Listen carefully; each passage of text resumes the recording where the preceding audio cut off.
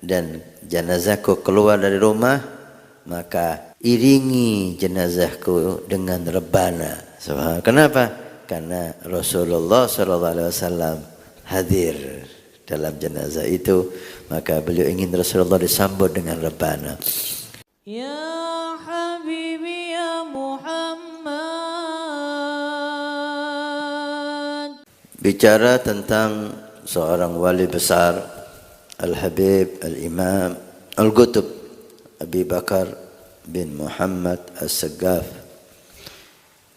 yang mana setiap 17 Dzulhijjah kita setiap tahun memperingati haul hari tanggal wafat beliau alaihi rahmatullah.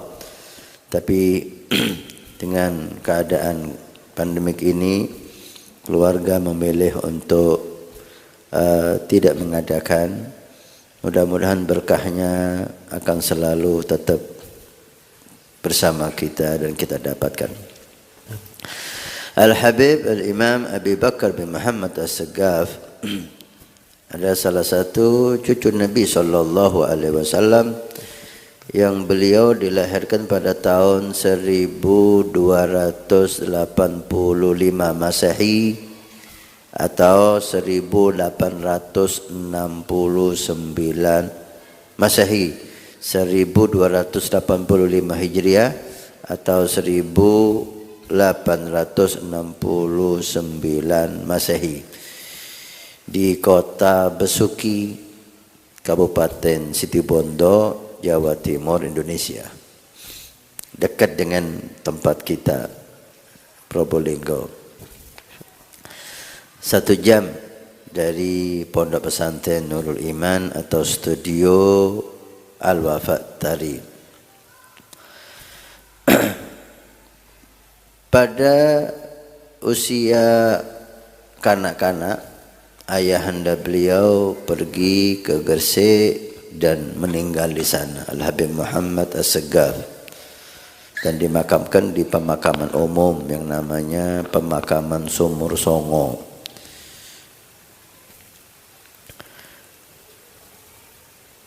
Dipeliharalah dan didiklah beliau oleh ibunda yang mulia sampai umur 8 tahun.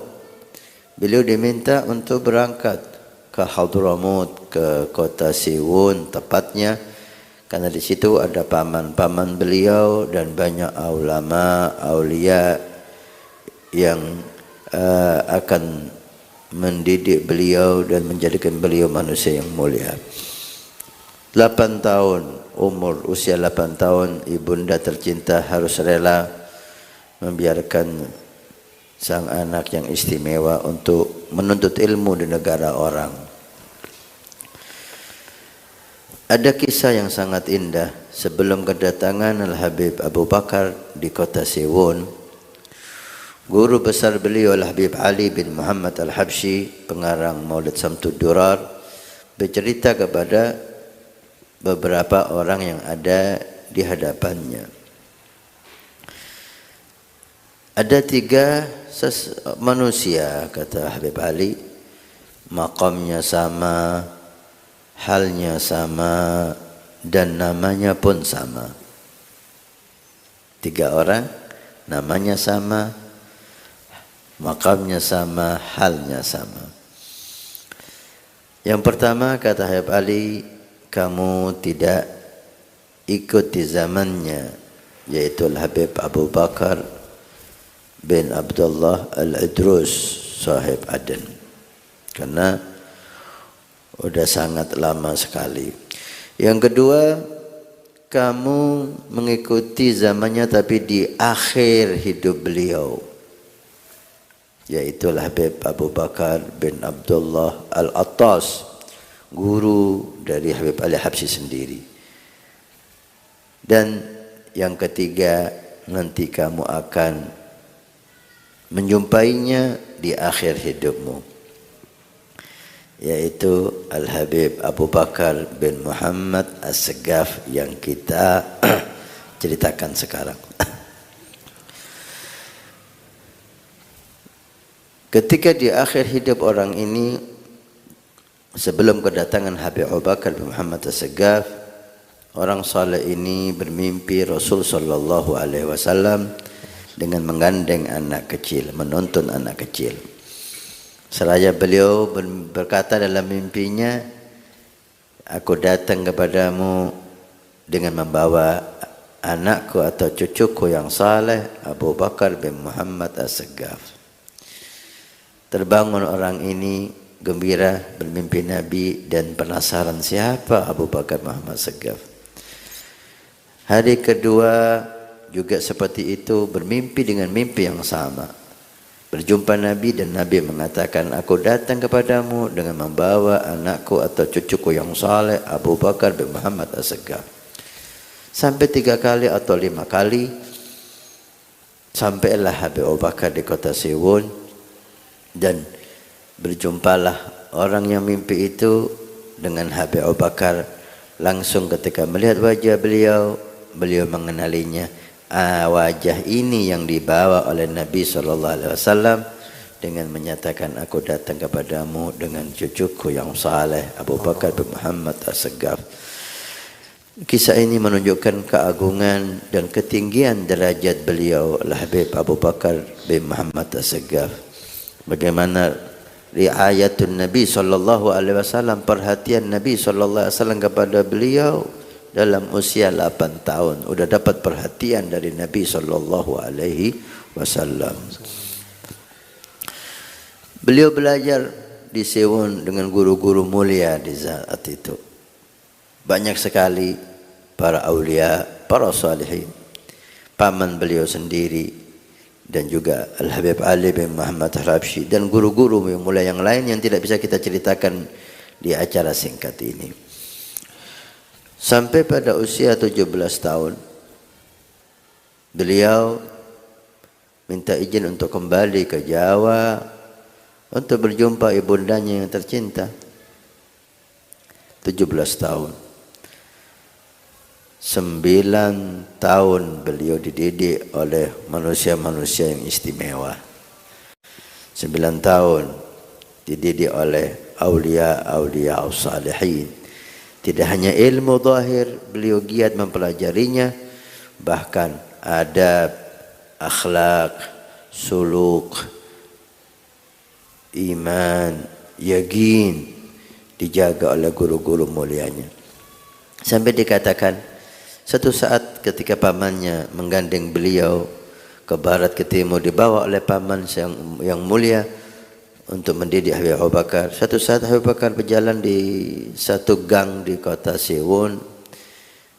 Langsung dengan seketika sorban beliau dibuka dan ditutupkan di kepala Habib Abu Bakar, sehingga Habib Abu Bakar tidak bisa melihat apa-apa. Sampai melewati di beberapa orang, dibuka kembali penutup kepala Habib Abu Bakar. Beliau bertanya, ya Ammah, kenapa kau lakukan ini kepadaku? Apa kata si paman? Ya waladi, wahai anakku, tadi di jalan ada beberapa orang yang duduk di tepi jalan dalam keadaan mereka merokok. Saya tidak mau matamu memandang mereka dalam keadaan merokok. Saya khawatir kamu terpengaruh dengan pemandangan yang enggak bagus itu. Dijaga pandangan matanya supaya tidak melihat orang yang merokok. Ini salah satu bukti yang kecil bagaimana konsentrasi mereka mendidik Habib Abu Bakar. Sampai menjaga matanya untuk tidak melihat orang yang merokok.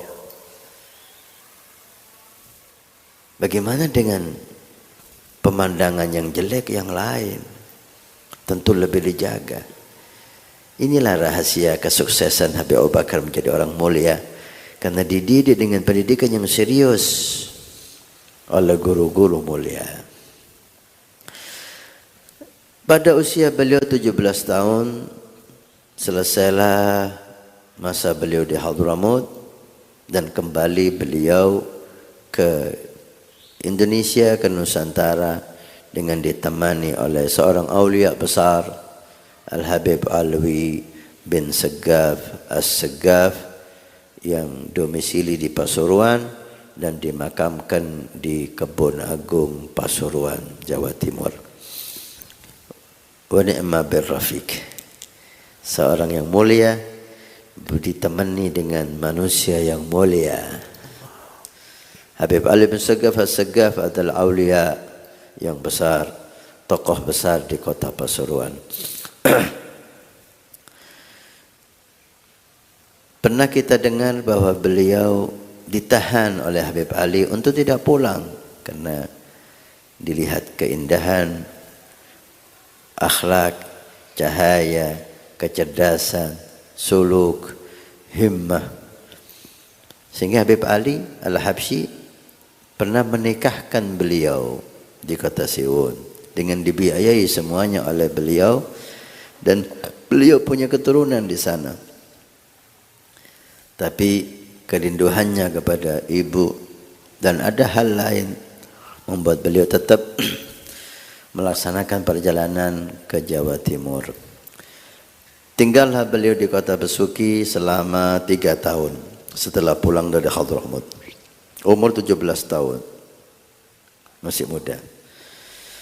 Pada tahun 1305 beliau pergi ke kota Gresik. Usia 20 tahun.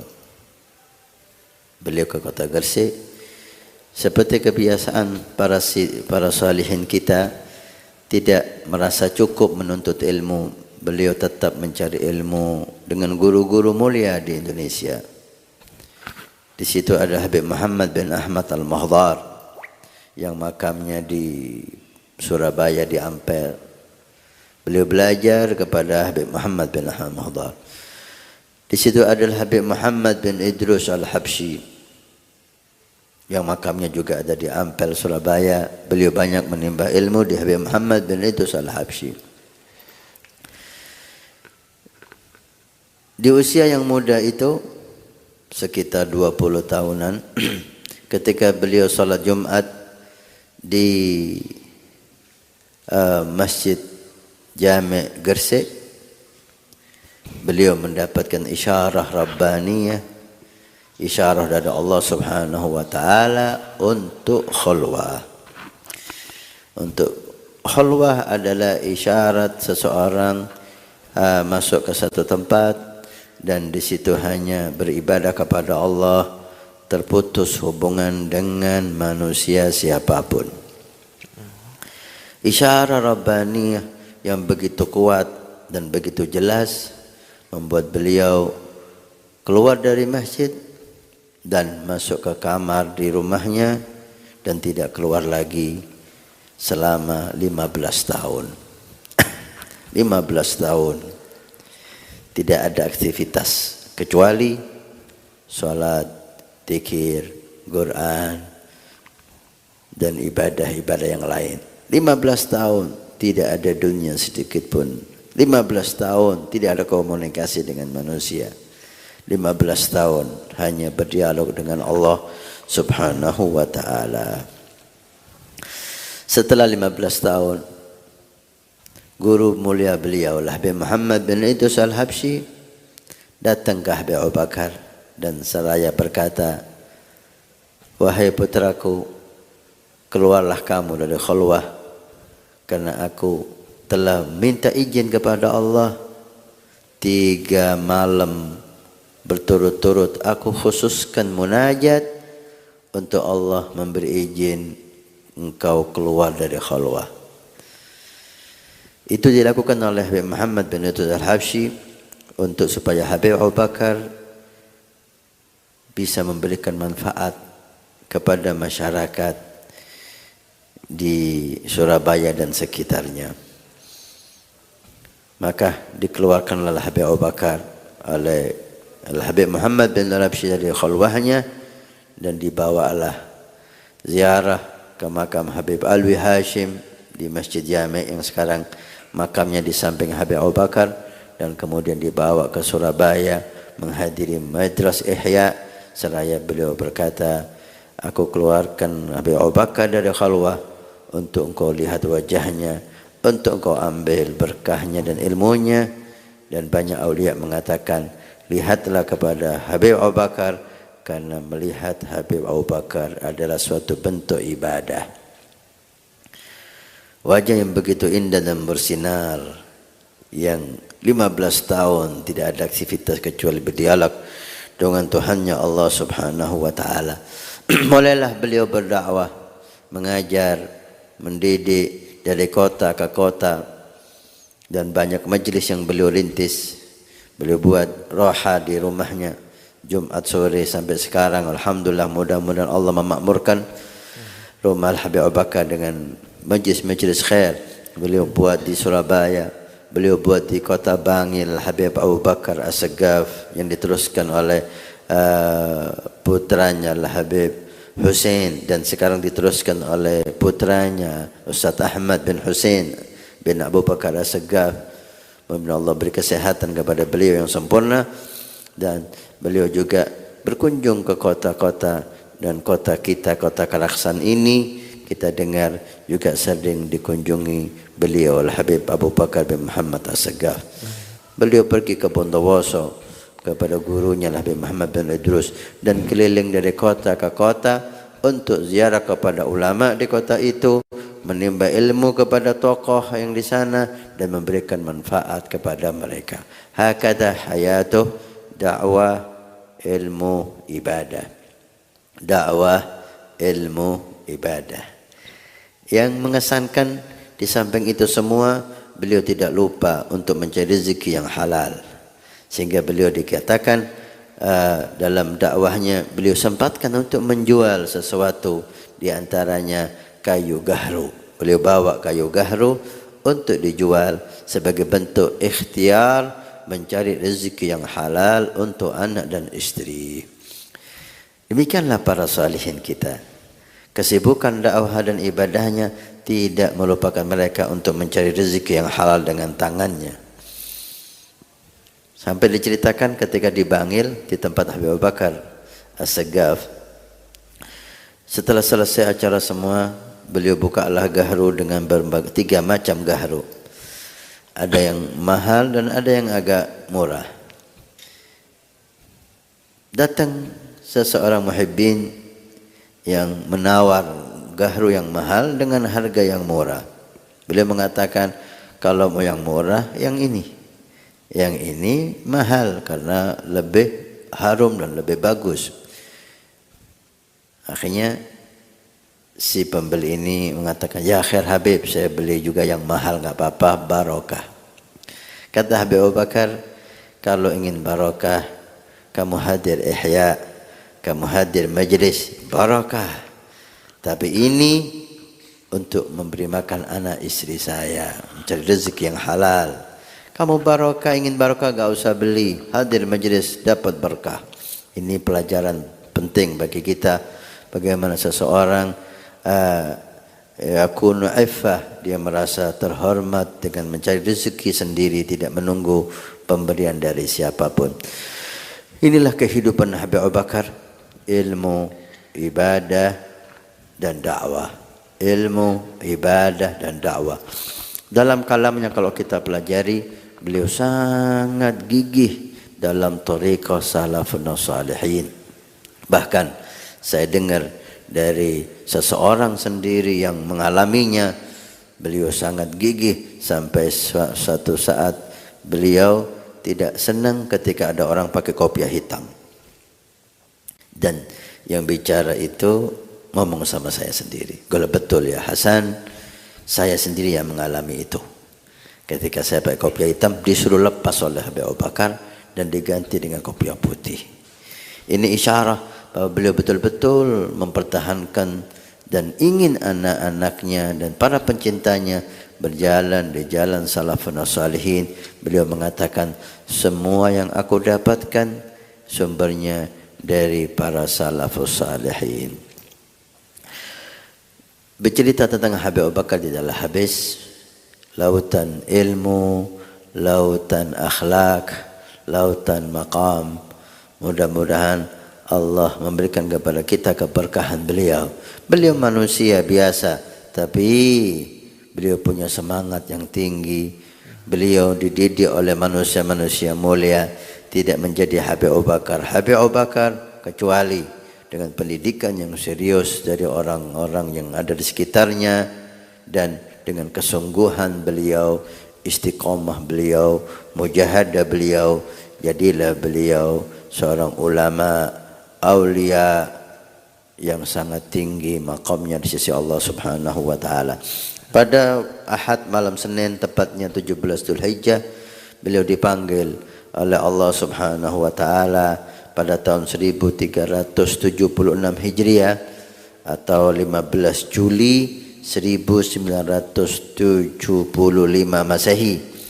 Pada usia 91 tahun beliau dipanggil oleh Allah Subhanahu wa taala dalam keadaan Allah rindu dengan beliau, karena beliau rindu dengan Allah Subhanahu wa taala. Nabi bersabda, "Man ahabba liqa Allah, ahabballahu liqa'ah." Siapa yang senang berjumpa dengan Allah, maka Allah juga senang berjumpa dengannya. Ada kisah yang menarik. Beliau ada wasiat ketika jika aku meninggal dan jenazahku keluar dari rumah, maka iringi jenazahku dengan rebana. Kenapa? Karena Rasulullah SAW hadir dalam jenazah itu, maka beliau ingin Rasulullah disambut dengan rebana. Bisa dibayangkan akan timbul fitnah, gimana jenazah diiringi dengan rebana atau al-badru alaika. Tapi karena itu wasiat dilaksanakan walaupun hanya sebentar. Ketika jenazah keluar, ditabulah rebana dan kemudian dibawalah jenazah itu ke tempat beliau, pemakaman beliau, yaitu di samping Masjid Jami' Gresik, Jawa Timur, di sebelah Al-Habib Alwi Hashim As-Saggaf pada usia 91 tahun, seperti usianya Sayyidina Al-Imam Syekh Abdul Qadir Al-Jailani alaihi ridwanullah. Dan alhamdulillah beliau meninggalkan banyak putra, dan mereka para salihin. Al-Habib Abdullah bin Abu Bakar As-Saggaf yang ada di Hadramaut, dan yang di Indonesia Al-Habib Syekh bin Abu Bakar yang berkeluarga banyak di Solo. Kemudian Al-Habib Ali bin Abu Bakar yang keluarganya banyak di Gresik dan meneruskan maqam rumah Habib Abu Bakar Gresik dari keturunan Habib Ali bin Abu Bakar dan Al-Habib Saggaf bin Abu Bakar As-Saggaf yang beliau domisili di Keraksan dan membangun pondok pesantren Az-Zahir yang ada di Widoro Keraksan. Dan ada Hababah Raqwan binti Abi Bakar bin Muhammad As-Saggaf, perempuan salihah. Alhamdulillah Al-Faqir sempat bertemu dengan Hababah Raqwan ini. Mudah-mudahan Allah Subhanahu wa taala mengangkat derajat mereka semua, dan Allah Subhanahu wa taala berkahi anak cucu-cucu Al-Habib Abu Bakar bin Muhammad As-Saggaf. Allah jaga mereka, Allah berikan kepada mereka ilmu, istiqamah, keimanan, ketakwaan seperti Allah berikan kepada kakeknya. Dan Allah tidak mengharamkan kita berkah wali min aulaillah. Ini sekilas yang bisa kita katakan di majlis yang penuh berkah ini. Mudah-mudahan Allah memberkati kita berkat aulia.